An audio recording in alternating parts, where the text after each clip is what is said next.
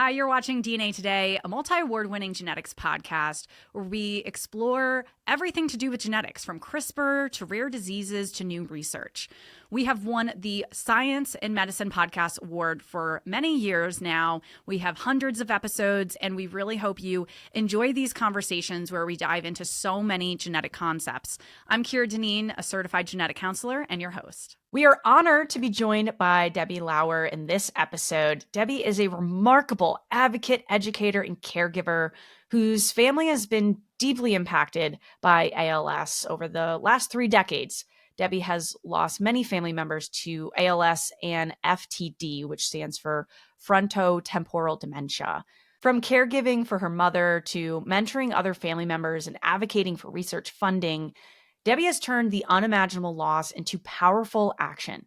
She's also going to teach us some genetics of ALS, which obviously, we got to cover that on DNA Today, the current landscape of research and drug development, and how Debbie continues to support families navigating the emotional and genetic complexities of this disease. Debbie, I am so happy that you made time to join the show. Thank you so much for coming on. I am so excited to be here. This is an awesome opportunity. Yeah, definitely. So I figured we could start by talking about your personal and family story with ALS so that people know the lived experience that you're coming from before we jump into the genetics of ALS. So could you take us back to when ALS first entered your family's life and the first person diagnosed, what that experience was like, just as your family started learning about ALS and having that impact your family? Sure. That would be my Aunt Betty. So way back in the early 1990s, she lived in Pennsylvania. Most of my family lived in Central Ohio, and we were told that she had something called motor neuron disease. Her onset was in her throat and swallowing and speaking. We had no idea what that meant. We had not heard of motor neuron disease. The term ALS or Lou Gehrig's disease was not used. So this is decades ago then, I'm thinking. Decades ago, Okay. yeah. So, our family's pretty tight-knit, so her brothers and sisters made several trips to see her over the about 2 years that she lived with motor neuron disease, with ALS. And when she died in 1993, we had no idea that that was going to just be the beginning of ALS in our family. So that's hard if you go through that experience with your aunt and then it's the beginning of just other people being diagnosed. Yeah, it was a number of years go by, and we think that's in the past. And then my Aunt Jean started showing signs of what they thought were mini TIAs or, mini strokes. And she, if you can imagine, doctored for about 3 years before they figured out what it was. Didn't matter that she explained what her sister went through, they would not say ALS. She passed away a month after they finally diagnosed her. It took Really? that 3 years for her to get diagnosed. So while that was happening, my Uncle Jim was showing signs of FTD. We didn't know what that was. We didn't know what to call it. And then he started getting ALS in his legs. My aunt had to fight with the doctors to get him diagnosed with ALS. We lost both of them a couple months apart in the year 2000. So you're like, okay, 3 people, like I said, close-knit family, people, chipping in, helping out, that sort of thing. You think, okay, you're done. And then my Aunt Carol was showing signs of early dementia. For years, we didn't know what was going on. Then 2007 rolls around, Easter weekend. I walked into my mom's house. I lived 140 miles away. Walked into her house, sat down. She looked me in the eye and she said, I think I have ALS. And she said, I just hope I can handle it with the grace that Aunt Jean did. And we cried, right? So by then, clearly knew it was genetic, right? Knew it was genetic. My Aunt Carol, as I mentioned, was going through this, early dementia stuff. Her doctor told her it was family lore that a family would have more than one person with ALS. This was in, 2004, 2005 in, Central Ohio. And, later we would learn that she was misdiagnosed with Alzheimer's. It was FTD.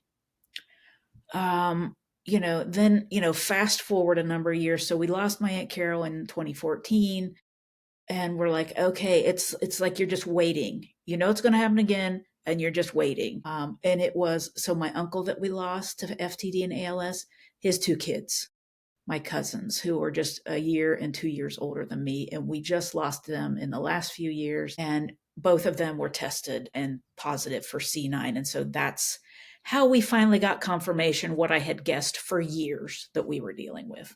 That there had to be some inherited component to it of some kind of genetic change that is leading to the disease progression. And, you're mentioning so many aunts and uncles and then your mom and cousins, confirming this is all on the same side of the family. So this is your mom's Yes. full siblings. So, Yes. that really does paint that picture. So for those that don't know, I think a lot of people have heard of ALS, especially I think about what year was that? I feel like maybe I was like beginning college. It was the ice bucket challenge. Was that like 2014? 2014. Okay. All right. All right. So for me, that was early high school. Or no, early college. Really dating myself. So that brought a lot of awareness at that time. Yes. And for those that didn't know about the condition, they did that summer with the ice bucket challenge. But some people may not know what FTD is. Can you break that down a little bit in terms of, are they different disorders? Is one under the umbrella of another? How are they related to each other?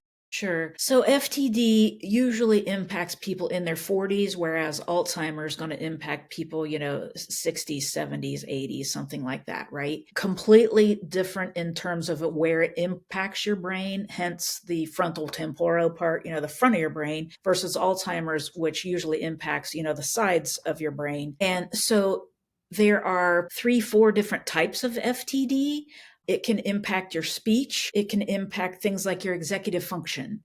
You start making really bad decisions. So, I can think of one family member who went out and bought boats, went out and, bought more vehicles, and people tend to like go through their finances. It's not in the beginning about being forgetful. It's more about these other strange symptoms. People really not being who you knew they were. Like you can wave your hand in front of their face sometimes. Is anybody in there kind of a thing? People start doing things that are socially unacceptable. I had a cousin who never swore, and when he got FTD, he would swear at anyone all the time. So FTD and ALS are on a continuum as far as the C9orf72 gene goes, which is what our family has. So you can get ALS, you can get FTD, or you can get both. And we have had some with ALS, some with FTD, and some with both.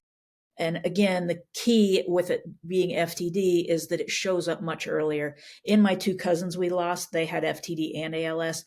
No question in my mind, when I look back at how they behaved for, I'm going to say 15, 20 years, it was starting and getting worse over time. Because the FTD is really that more the cognitive aspects and the behavior that you're talking about, whereas the ALS is more the body not being able to function. So then the combination of them, my goodness, that is just a lot for a person to handle. And their family members, obviously, like we're talking about. Yes. And so, over the years, I've met so many people, along that whole continuum. And I think, honestly, which this may sound odd, the best case scenario is to have the FTD where it gets to the point where you're not really sure what's going on, and then having the ALS so that you're not, going through the loss of all of your body and then your mind. It's just awful. And the other thing is, like when my initial family members were going through their ALS diagnoses, we didn't know about much about FTD at all. As society, we have learned, as science, we have learned a lot more about FTD in the last decade. And people used to say all the time, and sometimes they still do, oh yeah, if you get ALS, it doesn't impact your cognition at all. And, everything that's happening to you all the time, the whole way till the end. And now we know that's not true. Scientists are guessing, anywhere from 35 to 50% of people who have ALS will have some type of cognitive decline. So that's up to half of people that experience ALS to have that cognitive aspect, because growing up, I was one of those people that was like, oh, ALS like affects the body and someone's mind is completely there. But yeah, as time goes on, we learn a lot more with that research and development. And, you talked about the gene that has a mutation in your family, the C9. I've also heard people say C9 orf. Yeah. Is that okay? I was like, Yes, what's yes. the acceptable way? Because you were saying the letters. I always want to try to get things right in the show. And so for this specific gene, the difference in it, it's a repeat expansion. It is a repeat expansion. It's genetic material GGG, four letter G's, two C's, and it could be, and again, differs in different people, even in the same family, whether it's hundreds, thousands, or more of repeats, right? And so, different from some of the other genes like SOD1, which is kind of the second best known gene. It is not a repeat like that. 10 to 20% of people who have genetic or familial ALS will get SOD1. And what we have learned in the last few years, which is really fascinating, is that people who have sporadic ALS, 1 to 2% of those will have SOD1. Like they have a new mutation that they didn't inherit in the family, like those Correct. sporadic cases. Interesting. Correct. And that for people with C9, there are 7% or more sporadic cases have C9. So, why that's really important to know is more people need to be getting genetic testing. So even if you don't think you have the familial and you have ALS, good idea to get tested, because then, if it's SOD1, you might be a candidate for the new treatment that's available. If it's C9, you may be eligible for a trial that they're trying to figure out what's going on with C9. Yeah, that's really helpful with so many different genetic disorders. You can have a clinical diagnosis, but it's so helpful oftentimes, like with ALS and FTD, to get the genetic testing to see, well, is there a genetic cause that we can identify that led to this development? Because as you're saying, you could be eligible for different treatments, clinical trials that are ongoing. And one thing I think about with repeat expansion disorders, one that people might know of, or two, like Fragile X is like that, and also Huntington's disease, which there's a lot of similarities between ALS and Huntington's. And for people that have Huntington's, if they have more repeats, they may have an earlier onset. Is that similar with this or different, or we don't know yet. We don't know yet. We don't know yet. And that's so that repeat gene was discovered in 2011. Okay, and so it's still quote unquote relatively new, and there's a lot of learning to be done. Yeah. So it's like we need research just so much to be able to know this, because how helpful would it be for people if they get the genetic testing, especially if family members have been affected and they're like, okay, I want to do genetic testing, like cascade testing. If you've got someone in the family that has a positive genetic test, other people have that option of being tested. But what do you do with that information if you don't know, well, what is that disease progression going to look like, and when could onset happen? What's even the chance of having the disorder? Because I'm imagining that this is one where not everybody with the genetic change is definitely going to develop ALS. Am I assuming that right? Yes. So, and again, it's different with the different genetic mutations. So, for example, with SOD1, there is a specific mutation of SOD1, because there are multiple mutations in SOD1, that it's pretty much guaranteed if you get that one, you're going to get the disease, right? It's a diagnosis. In my family's case, fascinating that I just learned this at a conference back in December in Canada. A cohort was studied in the UK, and they determined that only a 20% penetrance of C9 existed in a fairly large cohort. So, hey, you might have the gene, but you're only going to have a 20% chance of it expressing, right? So, a researcher got up and said that out loud to a room of 300 people. Everyone was all excited. And I got up to the microphone, waving my hand. I'm like, wait a minute. I said, we also have researchers who are looking at family trees and saying that for C9, you really have to look at a family's tree to determine the penetrance. And in my family's case, I explained to them, it's way above 20%. When 5 of 8 for sure had it and died of it, we don't know about the other 3. We know that's a lot more than 20%. So I just suggested, because another gentleman stood up and he's like, oh, I'm so grateful to hear 20%. I can tell all my patients that. And I was like, I just really caution you. That's one cohort in the UK. we've really got to be careful about making generalizations like that. Yeah. And as you said, it's not as straightforward as, oh, this is the gene we're talking about. This is the information around that. It also depends on what mutation or how many repeat, like there's just so many nuances, which is why we can have a weekly genetics show, because there's just so much to learn within this. And so one thing I'm wondering about then for your family is, because your mother and so many of her siblings were diagnosed and either did genetic testing or retroactively, you're like, okay, they must have had that. Did more people in the family that were asymptomatic end up doing testing to learn more? Or is that just too scary to do? Like, how did that work, for your family? Yeah. Well, my mom doctored at the Cleveland Clinic, and we found out she did not have SOD1 because she passed before C9 was discovered, right? Okay. So she was all excited because she thought that meant she could not pass it along to my sister or myself. I did not, change her opinion about that because I wanted her to be worry free. Time goes on, they discover C9. I figured that's got to be what we have based on all the research that I did. And so I finally got tested because I wanted to know. I wanted to be able to tell my family, we have, over 90 people at risk in my family. That's not That's a huge spouses. family. It is a huge family. Because you So said you your can mom see was why. one of 8? Yes. Got it. And the oldest one had 10 children. So you can imagine, right, the size of the family. So, no, I was the only one out of this huge family who was paying a whole lot of attention. And I think a lot of it, honestly, Kira, is fear. And I don't judge people on that. They figure, I am guessing, if I'm going to get this, I'm going to get it after I turn 50. In my family, you get it between 50 and 60. So they want to go about their lives. So I have, I'm not like that. I jumped in both feet and I was like, I want to get tested, tell the family, because it's such a big piece of the pie. We can get involved in clinical trials.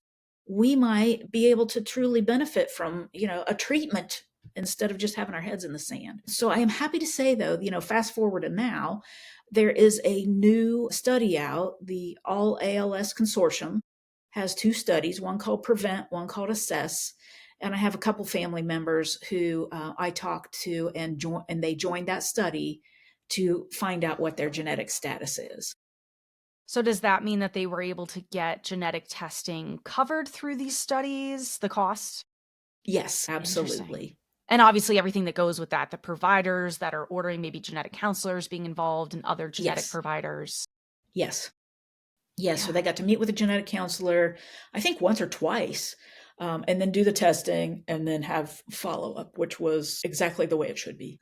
Yeah, I agree. As a genetic counselor, yes, I think people should get that information. Do you actually want to do this testing? Because for a lot of these conditions that, I think of like Huntington's disease, similar, of some people are like, I don't know if I want to find out or not. And it makes sense because it's such a scary thing. And for many, many years, there was nothing we could do about it other than maybe plan your life differently. If you're deciding, well, I don't want to have kids because I'm going to have this, or I want to have kids earlier because I want to have those years with them where I am healthy and active, just so many different aspects there. But as you're bringing up, there's so many studies where you don't even have to necessarily be symptomatic to be involved in them. There's things that you can be involved in asymptomatic, where you don't have any symptoms yet. You may never, but being involved in these studies not only helps potentially you and your family, but also just the greater knowledge for scientists and geneticists and genetic counselors to learn about these disorders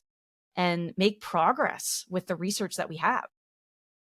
Absolutely. Yeah, I have friends in the genetic ALS community who have been in longitudinal studies for years. And it's, they've inspired me. And even though I'm only in the control group, I was happy to be in this study because I believe all of us can make a difference by being in these studies. Yeah. No, it certainly is. And I think it's great that we've been able to learn more of these genes and the nuances within them of the different changes in them that can lead to these disorders. And we're just going to keep discovering new aspects of that as we've been talking about.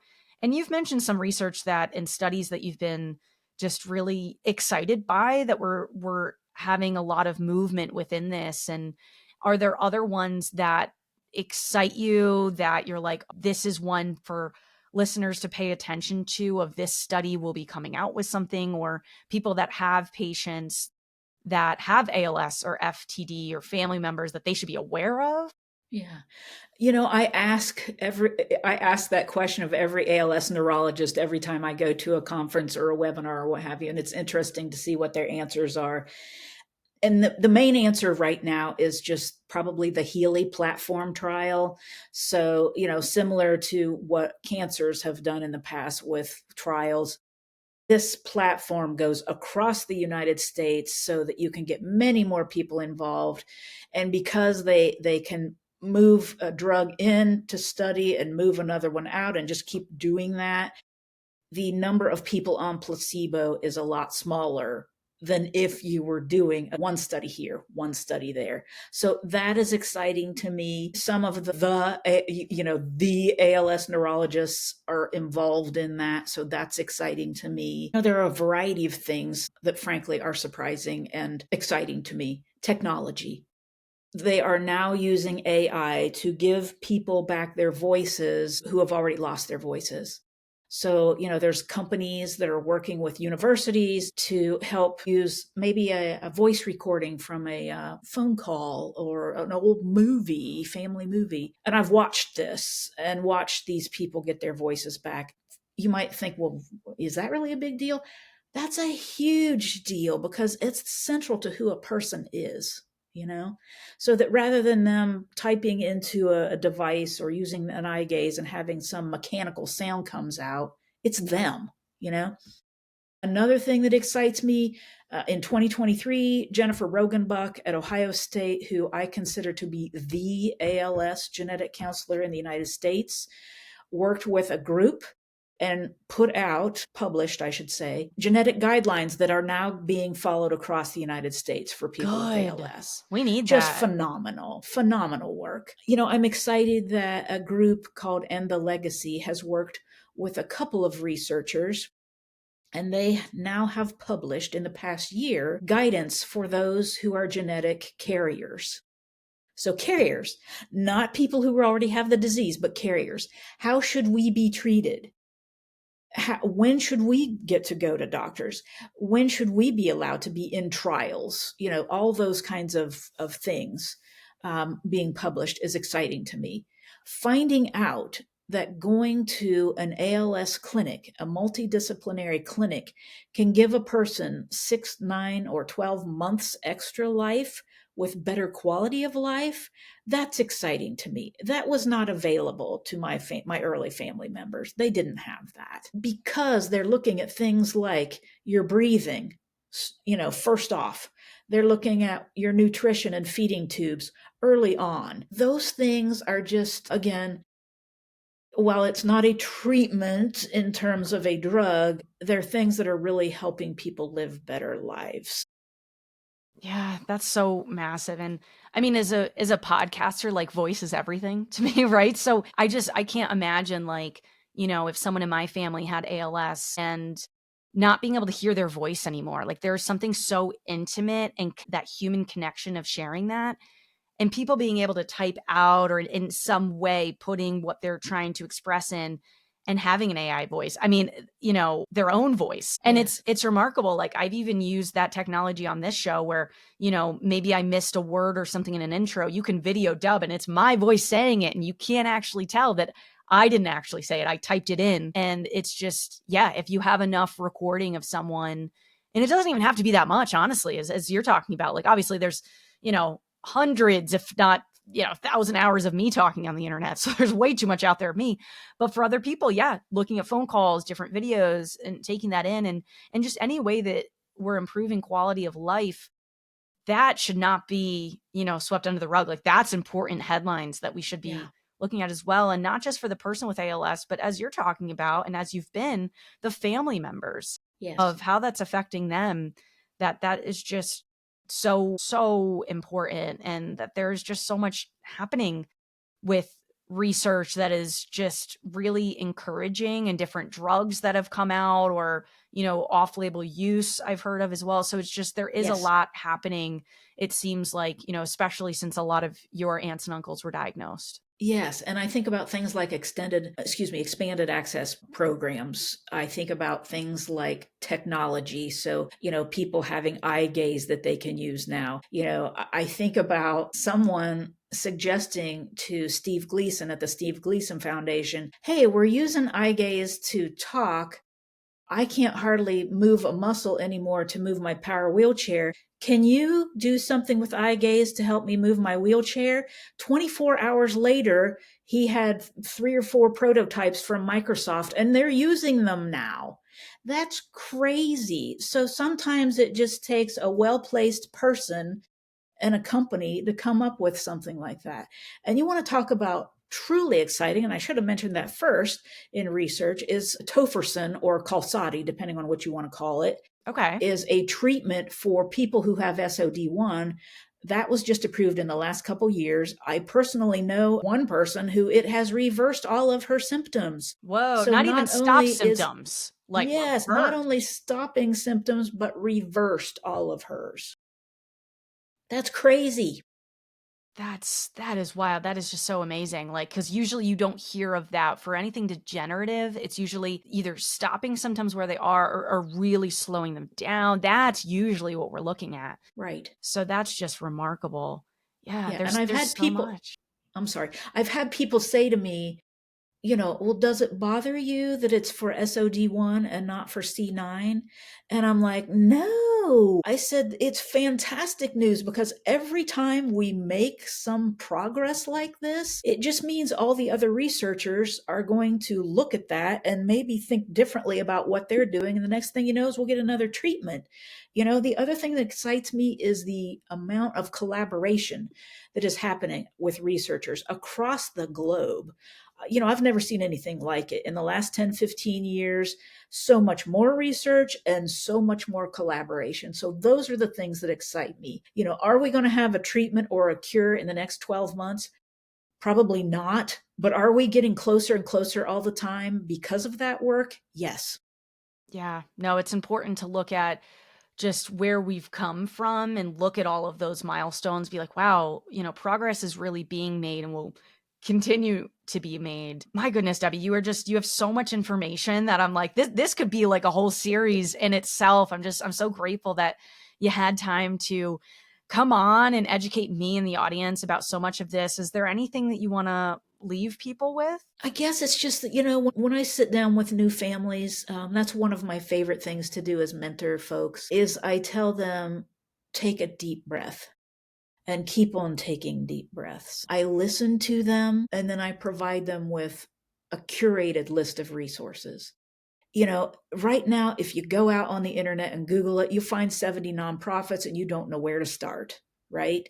Well, people like me that have been looking at this stuff for 18 years have a pretty good idea of where to start. And so sitting down with a family then after they have, got it all off their chest, and just kind of 1, 2, 3, this can help you here, this can help you there.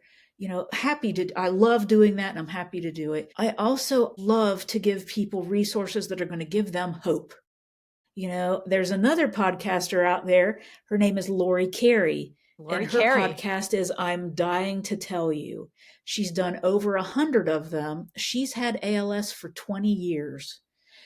And she interviews the most amazing individuals. And it gives people hope, right? Her life, the way she's lived it. Another friend that I have, Andrea Lytle Pete, has had ALS for 10 years. She has done a marathon on a recumbent bike in all 50 states, has written a book about it, and a beautiful documentary. So I always like to give people not just the, hey, here's a resource to help you figure out if you want a feeding tube, or here's a resource to help you figure out, how to get involved in a clinical trial, but also here are resources to help you live a happy and prosperous life, because I have been so blessed to know so many people with ALS who face every day as a gift. And if they can do it, the rest of us can do it too. Yeah. Oh, I love that, Debbie. And people must just be so grateful to have you as a guide, a mentor, whatever that title of your role is with people. And you've shared so many good resources throughout the episode. I think you might be the one that shared the most resources in 2025 episodes thus far. I love it. That should be some award. And we're going to link to everything in the show notes. So for people that are like, oh, I want to look at that UK study that, Debbie mentioned at the beginning, or the I'm dying to tell you podcast, everything's going to be in the show notes. So if you're not listening to this in a podcast app where it's just in front of you, go to dnatoday.com and click on this episode, because Debbie and I are going to work on that list together. So Debbie, thank you so much. You were just so incredible, and what an advocate. Like, I'm so glad that the ALS and FTD community has you educating people, helping them through and guiding them, of family members and people with these conditions. You've just got so much to offer. So thank you for sharing a bit with the listeners. Thank you. It is truly a passion of mine, and I can't imagine doing anything else. I have told people, who would know that I would find my purpose in life after I turned 60. Hey, it happens, right? No, that's amazing. And I also wanted to take a moment to give a shout out to one of my mentors that has ALS, Doug Campbell. He's just been very instrumental in turning this podcast into my business and kind of creating this podcast network that I have now, and everything. That he was really, really helpful in that entrepreneur aspect, and still is. I still see him quite often, and I'm like, this is what's going on. Can you help me figure this out? And so I just wanted to give a shout out to you, Doug. Thank you so much for everything that you've done for me and DNA Today. And for everybody out there that has a loved one with ALS, hopefully this episode, not even hopefully, I know this episode has been helpful. So thank you again, Debbie. Thank you. Thanks for watching DNA Today. To access all of our episodes, head over to dnatoday.com. We also have a lot of bonus content on there that you can enjoy. If you have any questions, comments, suggestions, guest pitches, you name it, send them in to info@dnatoday.com. We'd also really appreciate if you could take a moment to rate and review the podcast on Apple, Spotify, wherever you listen to the show. It really helps more nerds like yourself find the show. Also, if you like giveaways and other ways to connect with us, I recommend following us on social. We're at DNA Today Podcast. We also have a Patreon if you want to be the most level involved in the show. That's also at DNA Today Podcast. Thank you so much for listening and watching. Join us next time to learn and discover new advances in the world of genetics.